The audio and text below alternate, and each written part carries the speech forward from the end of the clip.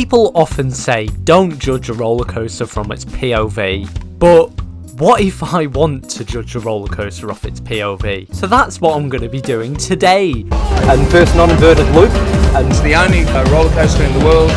Now, before I get started, obviously, don't take my word on this as this is how good the roller coaster is and you should base your opinions off this, because that isn't the case. The whole point of this video, and maybe if I make more videos doing the same thing, is that this is a thing people say you shouldn't really do, but because I'm a pretentious kid on YouTube, I decided I would do it. If you don't like it, please don't leave a dislike, just go away, Anyway, so I thought if I wanted to do this, the best roller coaster to do it on would be a roller coaster that lots of people want to ride, but not that many people have, or not that many enthusiasts have had the opportunity to do it. So I've picked DC Rivals at Warner Brothers Movie World in Australia, because, I mean, for almost everyone that doesn't live in Australia, it's a long way. And there's not much else in terms of coasters there for now. Next year, there's quite a lot of very good roller coasters opening, so it's definitely becoming a lot more attractive for enthusiasts to visit there. So anyway, I'm gonna get on with the judging. Hopefully, people don't get too mad at me.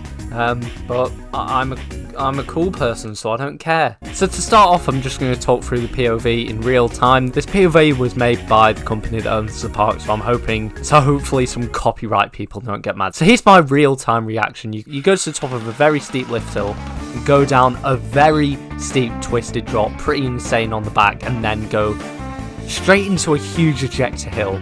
Great start. You take a little dip, go up for a very intense, very whippy non-inverting loop. You then go up into a cool airtime transition, turn a bit, and then make your way down, maybe a little bit slow on this bit compared to the rest of the ride, but then you have another really cool whippy transition diving down, and then you go back and forth, some S-bends with more airtimey transitions, really cool, strong airtime on all those transitions, and then just going around some more turns with a bit of intensity.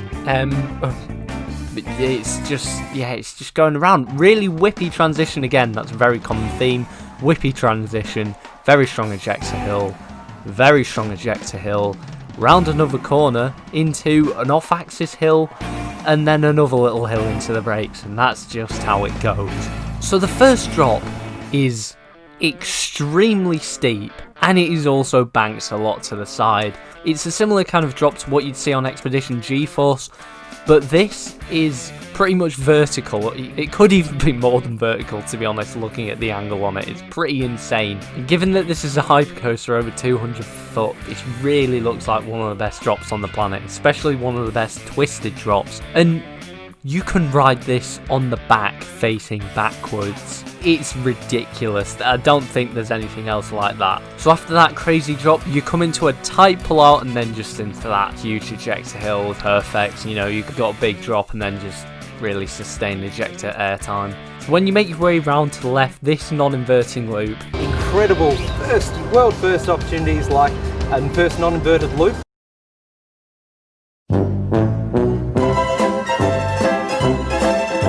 Is probably the best non-inverting loop on the planet. Coming into it, it's a really intense pull-up, and as you go over the top, the banking is really quick and really snappy. It's just faster than any other non-inverting loop I've ever seen, and while it does that insanely snappy bank, it's also going to be giving you airtime before you dive back down and pull out tightly again for a bit of intensity.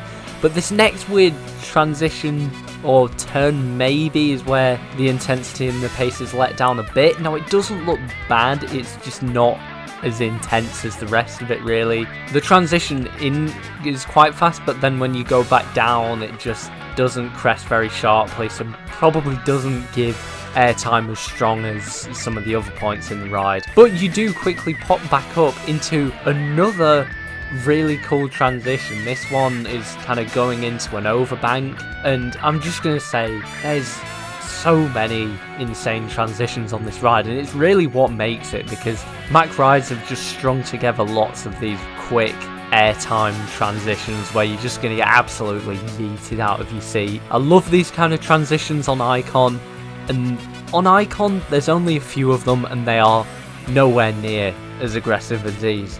Anyway, back to the element I'm talking about. You aggressively get yeeted down into what's almost like a junior dive loop is what I'd sort of call it, because a junior Immelman is an Immelman where you do a half loop and then a twist out, but you twist out early so you don't actually invert. This basically does the same thing in reverse, so that you go down very steeply but don't quite invert after some very heavy banking. You then swoop to the right, not any airtime on the way in, but on the way down you do get another one of this ride's amazing transitions again, and then you go into another twisted airtime hill. I don't really know what to say at this point because everything is just a big fast banking transition with a lot of airtime. I mean, think about it. I don't even know why I'm making this video because every element's the same thing. You've got another swooping turn to the left that manages to keep quite a bit of intensity given that it's slowing down, and then you go up into a kind of weird shaped bit where the turn stops being quite as tight, but it's worth it because after that you go into what is probably just the best transition on the ride. Look at that, that's very fast. Now it might not be like the famous transitions on Intimidator 305 which are insane, but this is a ride by MacLeod. You can't expect it to be that intense, although you are wearing very comfy lap bars, so that transition and that airtime does start to rival some of the transitions on rides like Taron. Maybe not quite there with some of the ones on Taron, but it's definitely rivaling it, which is very funny because it's called DC Rivals. Okay, that wasn't funny. Anyway, we've got another small airtime hop transition up into two extremely strong ejector hills. I mean, they look very violent. And then you dive underneath the structure and go into a bit of an off-axis hill. I'm really hoping that is better than Icons, because if you've experienced that, it just feels like it's trying to pull your leg off. And then you hop again into the brakes. What can I say other than there's a lot of airtime and transitions?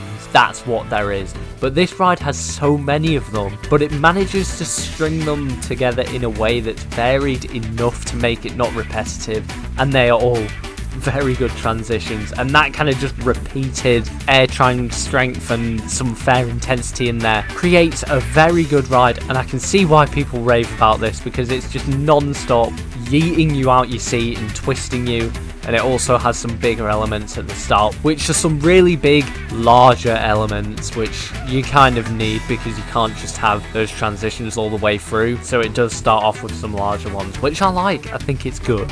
So yeah, overall, I do think this coaster is worth the hype. Why you're even watching this video, I don't know, because if you wanted to know what DC Rivals was like, you'd either watch a review from someone who's actually ridden it or look at the POV yourself. But that's what I've done. Maybe if people like this, I'll do more. Yeah, that was me watching a POV and talking about it. Thanks for watching.